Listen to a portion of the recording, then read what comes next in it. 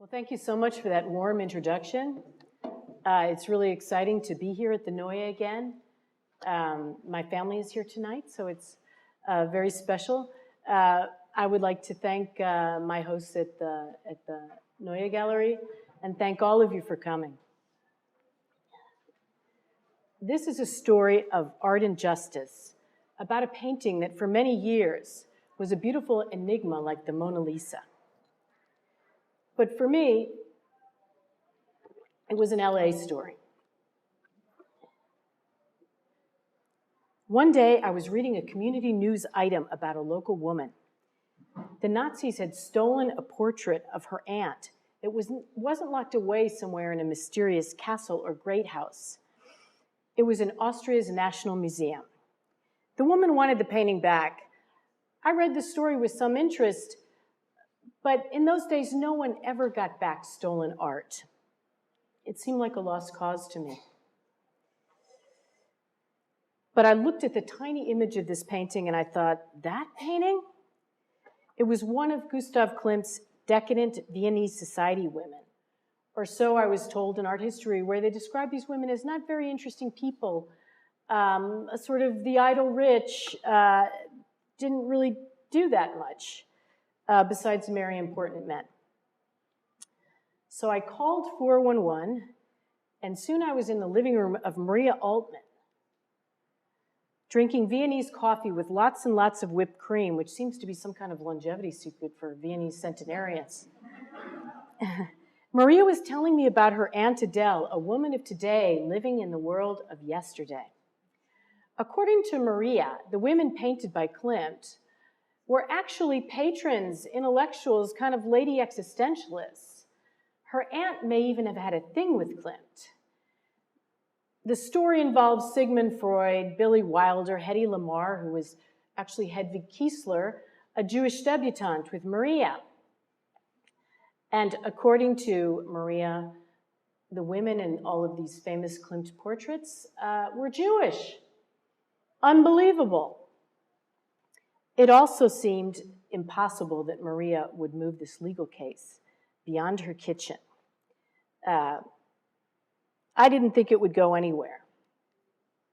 But as I listened to her, she was very charismatic, and she had this kind of elegant way of speaking about her Aunt Adele, a woman of today living in the world of yesterday.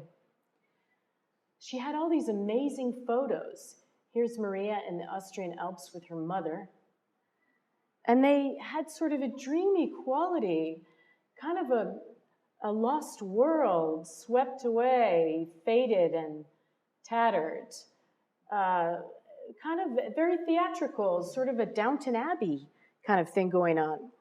And I found them very seductive, and I found her story very seductive. So I asked her if she had a lawyer. And she said, Randy, I've known him since he was in diapers, like it was her nephew's science experiment.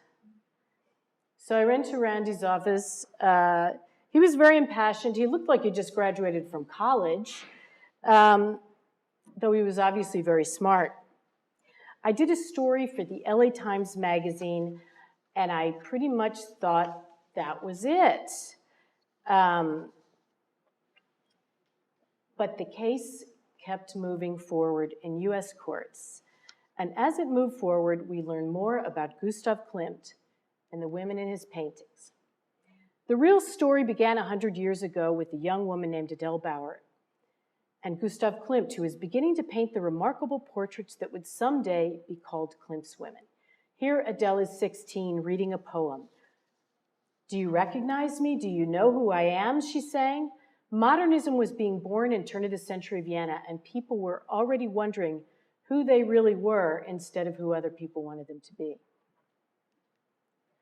Adele's banker father, Moritz, was knighted for a train line used by the Orient Express. Her mother, Jeannette, was a great beauty.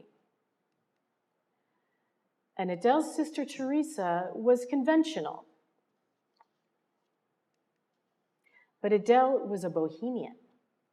Here she has a cigarette in her hand. Good girls didn't smoke in turn-of-the-century Vienna. A man twice her age was in love with her. Ferdinand Bloch, a sugar beet industrialist, didn't collect modern art. He collected antique porcelain. Now, Adele had probably already met Klimt, the handsome star of the arts world. He was a symbolist, a movement that used mythic figures to represent truths and mood states that may have influenced Freud's dream theory. Now, we see him here in most of these pictures over 40 and over 50. He wasn't famous enough when he was younger to have portraits taken, or he just didn't have them taken. But women of that day described him as an incredibly handsome and seductive man. Adele and Klimt lived in the very conventional Austro-Hungarian Empire. Emperor Franz Joseph in those days had set off Austria's Jewish emancipation in 1848. This was an expansion of civil rights for Jewish citizens. Suddenly, Vienna became a mecca for the families of Freud, Mahler, and Klimt's patrons. These brilliant newcomers embraced new ideas and new art.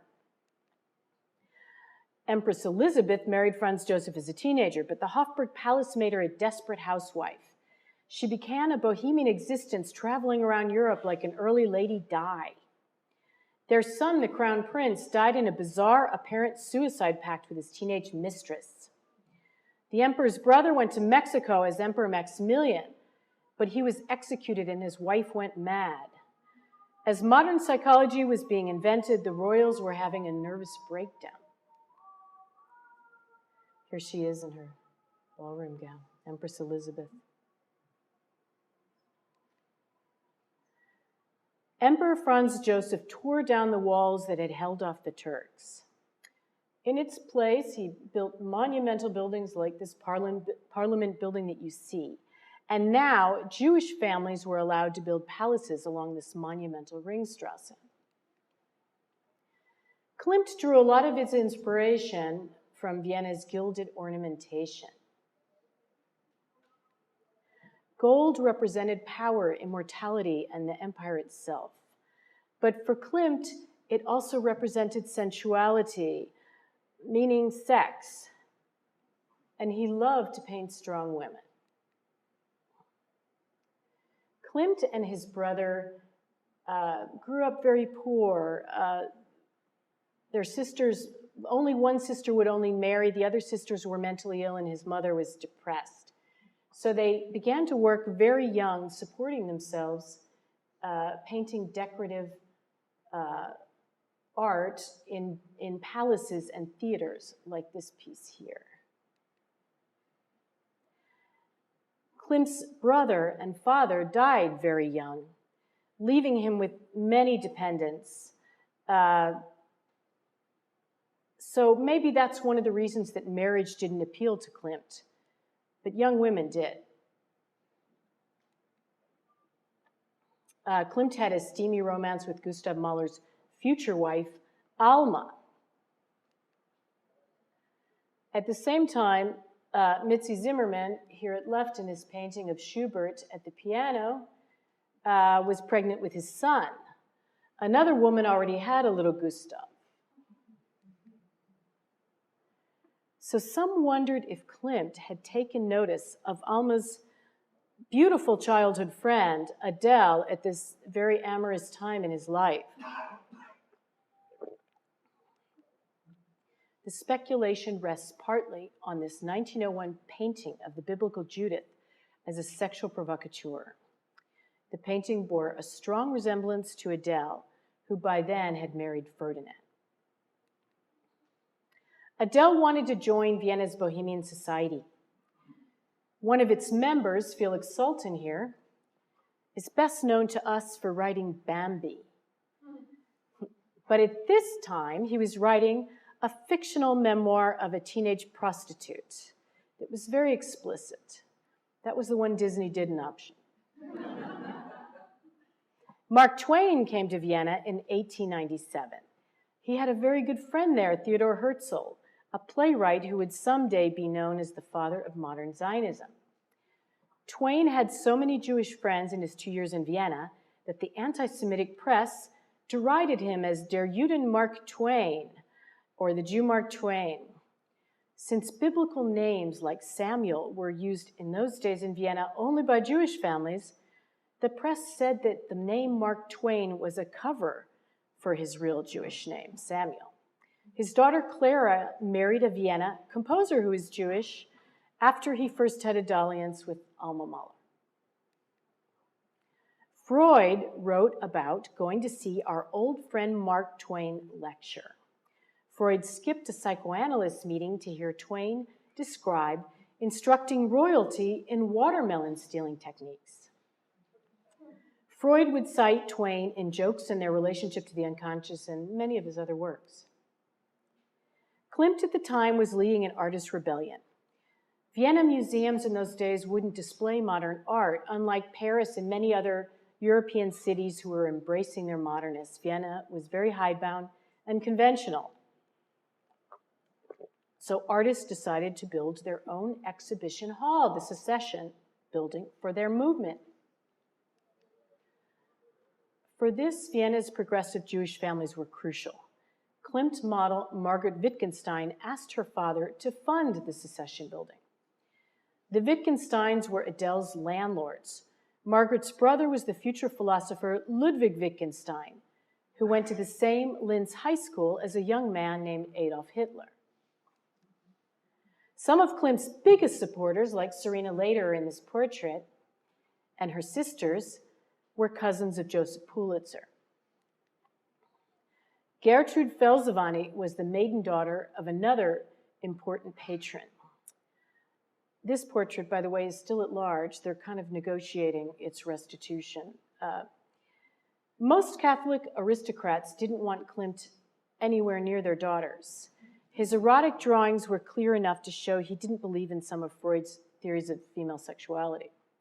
But for his progressive Jewish patrons, Klimt portraits were risque but prestigious, like a Warhol painting in the United States in the 1960s.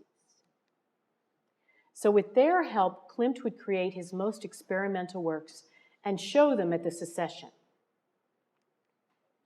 Art was Klimt's naked truth. Creators in Vienna in those days really believed then that art could open people's eyes, music could open their ears, and ideas could open their minds, kind of like in the 1960s in the United States. This is Mitzi Zimmerman again, actually. In this spirit, Klimt turned a commission to decorate Vienna University into a modern art experiment. It was a disaster. Critics were shocked. They said Klimt's 1900 painting of philosophy made it look like life had no meaning and maybe no God. I think that the government was expecting classicist portraits of Plato in a toga or something. Jurisprudence didn't look like justice was happening at all. A naked man seemed unfairly condemned. Medicine was a very sexual hygeia. Now, here we can see Klimt's progression from a decorative artist to a modernist. Here is one of his oil sketches for medicine. Here is the figure that became hygeia. Many of the other figures, like Death, are in his original sketch, and we can get an idea of his colors because, unfortunately, the reason you're seeing these in black and white is that at the end of the war, the SS burned a castle with the biggest Klimt collection, and the paintings burned. And these had never been photographed in color when they burned. So here is the more Art Nouveau decorative hygeia, and then here is hygeia. And he made his transition to a modernist. Now, a lot of people weren't happy about this. The government wasn't happy at all. They didn't send his paintings to the St. Louis World's Fair at that time in 1903. So this was a very difficult moment for Klimt's career. He went on to show his Beethoven frieze and his first kiss to the whole world. Now, this painting to us seems pretty or even decorative now, but at the time, the Vienna critics called it pornography in the newspapers. So his Jewish patrons bought all of these works to free him from these commissions so he wouldn't have to pay the government back and let him go on with his work. So now he had kind of made a break with officialdom and he wasn't going to do any more decorative works. He retreated to his studio that we see here. He had a beautiful garden and decided to create his art independently. For this, Adele and her friends were very crucial. Klimt retreated into their intellectual salons. These were women who wanted to be more in a society that wanted them to be less. This is a pioneer journalist, Bertha Zuckerkandl, who fortunately interviewed Klimt in those days because a lot of people just sort of ignored him. Another friend of Adele's was the only woman in Vienna medical school. Women with these unusual ambitions in those days were called degenerates. This was a label that was applied to women before it was applied to artists and eventually Jewish people. Bertha Zuckerkandl also had a very famous salon. Salons were how ideas traveled in those days. They didn't have television, obviously. Salons were kind of Twitter and Facebook all rolled into one. This was where people came, including Klimt came to her salon and many other famous people, to discuss new ideas and new art and to get support. These women also wanted to dress differently. They adopted loose flowing gowns designed by Klimt's sister-in-law, Emily Flög here, who was also one of his girlfriends. And this is the style of this fashion that had a feminist subtext because women in those days were wearing corsets and very confining clothing, and it was hard for them just to walk around. And this was sort of a fashion that the subtext was that they were freeing women with these flowing clothes. Klimt now began to rely on portrait commissions in this circle of women. He began Adele's portrait in 1903. Art historians believe his inspiration was this mosaic in Ravenna, Italy, of the 6th century Byzantine empress, Theodora, the wife of Emperor Justinian, whose contemporaries, and only historians, unfortunately, derided her as a shameless hussy because when she met Justinian, she was already a single mother, and he waited for his parents to die and then he married her. But she's credited with adding protections for women in Justinian law, and she later became a saint. So there. This 1907 portrait made Adele a celebrity in Vienna. Critics called her a new icon of Viennese women. Klimt used real gold leaf, and he encoded into the design these almond-shaped symbols that were supposed to be sexual symbols. Also the Egyptian eyes of Horus that are symbols of protection and power. Everyone in Vienna in those days was in love with Egyptian antiquities. Even Freud collected them and took them to London with him when he escaped Vienna many years later. He used real gold leaf, as I'm sure you all know, and to give it a very luxurious feel. This portrait became a symbol of the empire, and it traveled in those days to many shows. At the same time, Klimt was painting a very sensual Danae who was conceiving a son in a celestial visitation from Zeus. Klimt also used the same painted mosaic style for the kiss, where you can see how gold is conveying sensuality and sensual transcendence for Klimt during this time frame. The painting also resembles Adele. Now, Adolf Hitler was a young man in Vienna then. He was rejected by the Arts Academy, a stone's throw from a new mansion Adele and Ferdinand would buy. He lived at a homeless shelter funded by Jewish philanthropists, and a Jewish family took him under their wing and invited him over to lunch a lot because he didn't have family in town, and he was poor. We know how he repaid them. A kindly Jewish framer asked his clients to buy Hitler's mediocre watercolors that we see here. Hitler hated modern art and its Jewish supporters. Klimt painted Adele again. With this painting, they had now spent 9 years together. Adele at this point had changed as a woman, and you can see some of the changes reflected in this painting. There's no longer the look of coquetry. She was a serious woman.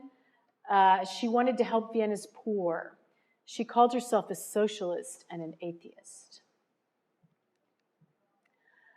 Adele and her friends, like Serena later, were redesigning their apartments and dress in the style of the Wiener Werkstätte, which was an art form that stripped down Vienna's kind of very ornamented reality to a very simple linear style.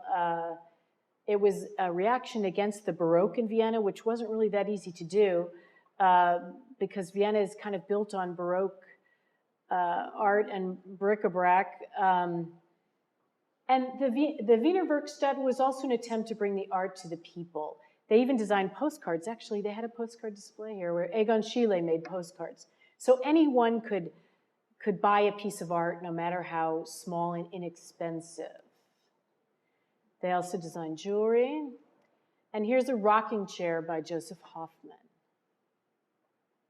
It was an attempt to bring art into your daily life, like the arts and craft movement elsewhere. So Klimt now is older. He had retreated into painting these landscapes, luscious modernist landscapes that were also collected by his Jewish patrons, like this one of Lake Attersee, recently restituted and sold for $40 million a few years ago. Klimt was also very ill at this time. He was preoccupied by mortality.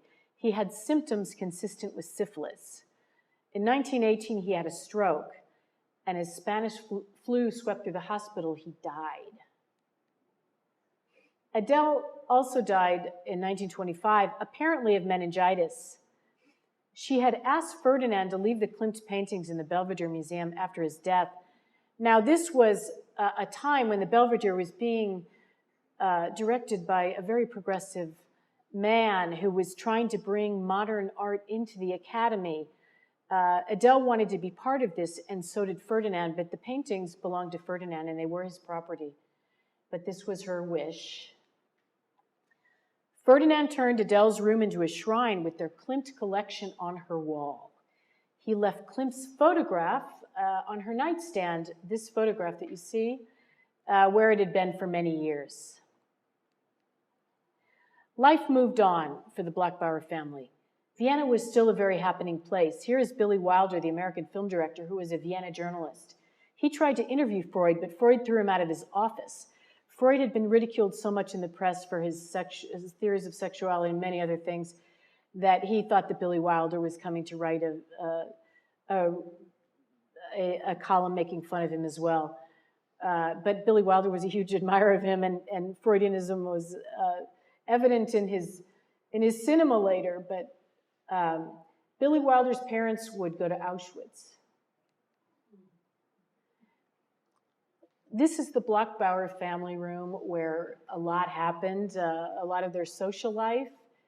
Their family life revolved very much around all of the Bloch-Bauer children. Maria here, Maria Altman with her little stuffed animal here, the monkey. Maria and Louisa, her older sister here on the left. She was a very privileged, cherished child. And here's Louisa's wedding. Maria holding her train. Louisa was known as a great beauty in Vienna. Maria would always say, Louisa was beautiful, I was just pretty. Here's Maria growing up. Here's a black and white sepia of Adele on her wall, and a portrait of her mother, Teresa, behind her. Here's Maria with her friend in her school uniform, it looks like. Now, Ferdinand was finally embracing the modern artists Adele had loved. Ferdinand was sponsoring a very important Vienna retrospective of a Klimt protege, Oskar Kokoschka. who is known for his Bride of the Wind, a painting of his great love, Alma Mahler. When the show opened, the Nazis named Kokoschka a degenerate in Germany and seized his paintings there. Thousands of so-called degenerate artworks were seized from German museums. The modernist Vienna architect Adolf Loew once said that all art is erotic, but to Hitler, all art was propaganda. He wanted art to represent what he considered Germanic values. His niece Maria was now a beautiful young woman who wasn't paying any attention to politics or anything going on in Germany. She was more concerned with her romance with an aspiring opera singer, Fritz, than politics. Fritz at this time was having an affair with a married woman, so she was trying to prevail here. They married.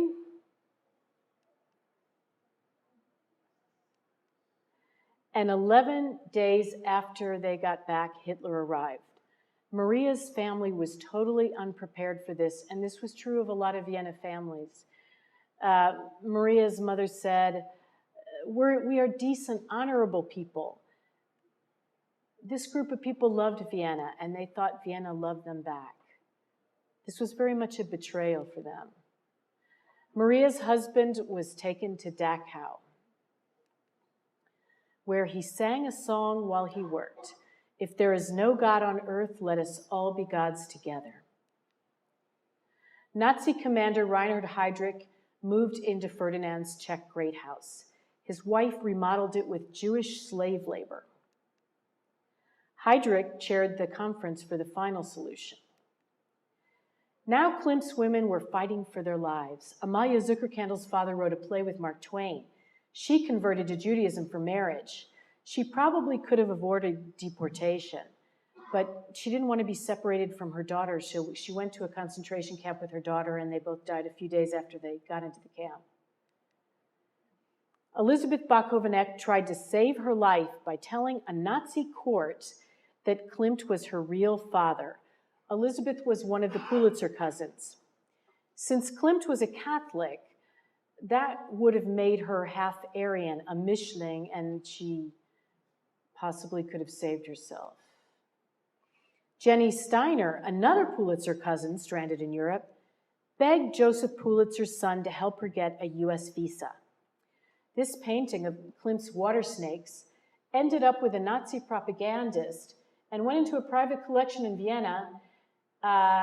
And a couple years ago, the press reported that it was sold for $120 million to the royal family in Dubai. So maybe it'll turn up someday again in public because they're building a big art collection there.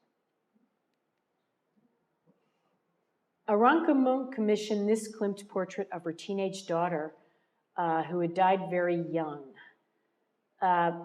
Aranka was another one of the Pulitzer cousins. She tried to hide out in her country home after Hitler arrived, where this painting was eventually lifted up and taken away to an Austrian museum. It was restituted a few years ago.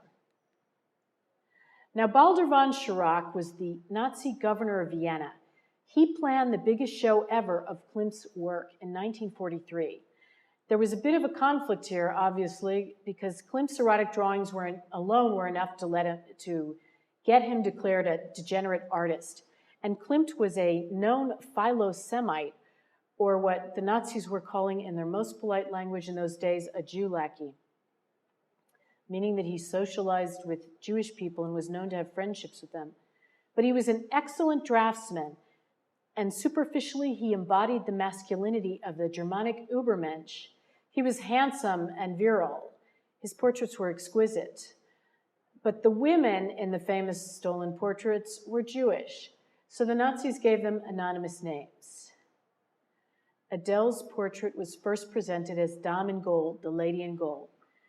This show was the largest show of Klimt's work ever. There can never be a bigger Klimt show because the SS burned the castle where somewhere between 14 and 18 paintings burned. No one really knows. Meanwhile, Adele's beautiful niece Louisa was struggling to survive in fascist Yugoslavia. When Germany was defeated, the Belvedere Museum here was a bombed-out wreck. They had mounted anti-aircraft guns on the parapets, and they were using it for military purposes. The Allies pulled art out of salt mines and castles all over Europe. This is in Austria, in Alzey. 20% of the great art of Europe had been stolen. You can see, probably a lot of you recognize Ike Eisenhower looking through it here. Ferdinand died in a Geneva hotel room a few months after the war. He had spent years trying to recover his Klimt collection, which he had no intention of donating to the Belvedere. But his portraits of Adele went to the Belvedere Museum with his other Klimt paintings.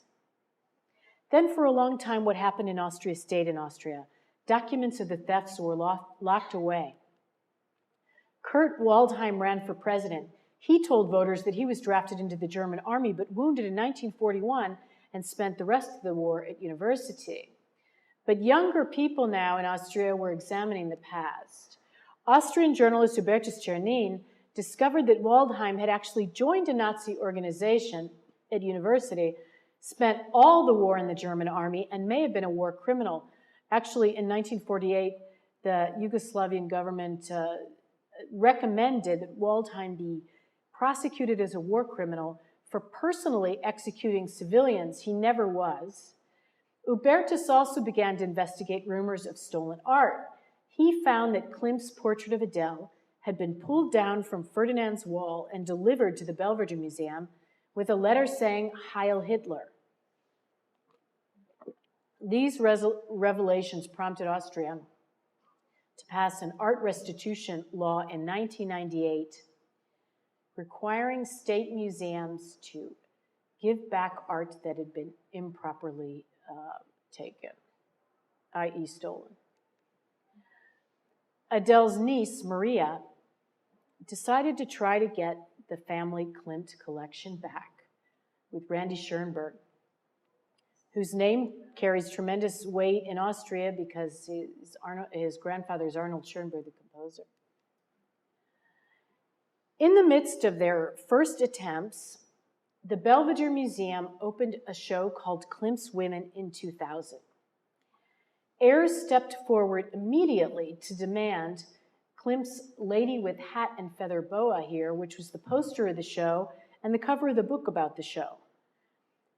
Historian Leo Lessing said the figure's bedroom eyes no longer seemed to signify an erotic gaze, but rather to convey something more akin to anxious anticipation, as if she were waiting to be picked up by her rightful owners. The contested portraits of Adele prompted a Vienna journalist to compare Austria to a gangster's mall, parading around after a bloody robbery with jewelry she insists the victim gave her. Maria and Randall's case won court rulings on the right to hear the case in the United States, and the Supreme Court also ruled in their favor in 2004 that there was U.S. jurisdiction for this case. Here they are meeting with the press. Now, at this point, Austria decided that they would convene a panel and look at the merits of this case based on the 1998 art restitution law. They studied this for a long time. Randy agreed to be part of this. It was a huge, huge gamble. Maria thought it was a crazy idea, but she went along with it, and a Vienna art restitution panel, the legal panel, decided to return the Bloch-Bauer Klimt paintings, 5 of them, to the family. This was really a shock to Austrians. And it was also very shocking for Austrians to hear all of these stories. The paintings had sort of were kind of Freudian images for Austrians because everyone had seen them their whole lives, but they never really knew who these women were and what had happened to them. And now they had heard all of these stories. And it was a rude awakening for a lot of Viennese. This poster, Ciao Adele, went up all over Vienna at bus stops everywhere. Goodbye, Adele.